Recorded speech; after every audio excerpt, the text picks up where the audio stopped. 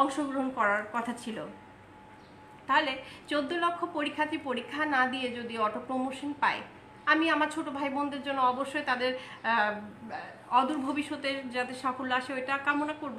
আর সেই সাথে এটা বলবো যে আমাদের 3.5 বছর যেহেতু পরীক্ষা নেওয়া হয়নি, যে কোনো একটি কারণে অপারগতা থাকতে পারে, আর সেই ক্ষেত্রে আমরা পরীক্ষাও দিয়েছি যেহেতু একটা 28শে ফেব্রুয়ারি একটি খুবই core competitive exam has been appeared by the examinees.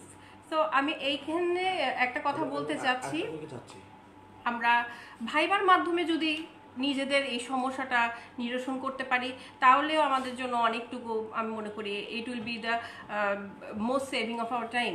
এটা আমাদেরকে একটা সময়টা বাঁচিয়ে দিবে। এটা আমার নিজের একটা ব্যক্তিগত ইভ্যালুয়েশন থেকে আমি বলেছি। আর সব চাইতে বড় ইভ্যালুয়েশন করবে আমাদের মুরব্বীরা, আমাদের যারা গার্জিয়ান আছেন।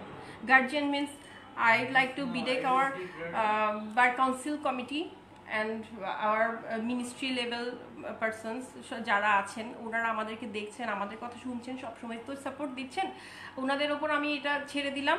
আশা করছি আপনারা যতগুলো স্টুডেন্টদের জন্য চিন্তা করেছেন, 14 লাখ এতগুলো স্টুডেন্টের জন্য, আমরা 13,000 সন্তান, আমাদের জন্য খুব একটা কষ্ট হবে না।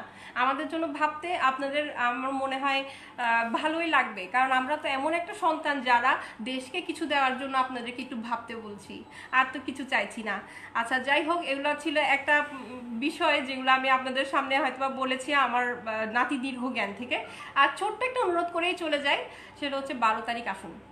দেশের যে কোনো প্রান্ত থেকে, যেখান থেকে আমাকে এখন দেখা যাচ্ছে বা দেখা যাবে পরবর্তীতে যারা লাইভটা দেখবেন, আমি একটা অনুরোধ করব ছোট্ট। এর আগে তো আমাদের অনুরোধ রেখেছেন, এসেছেন, কষ্ট করেছেন, অনেক কৃতজ্ঞ।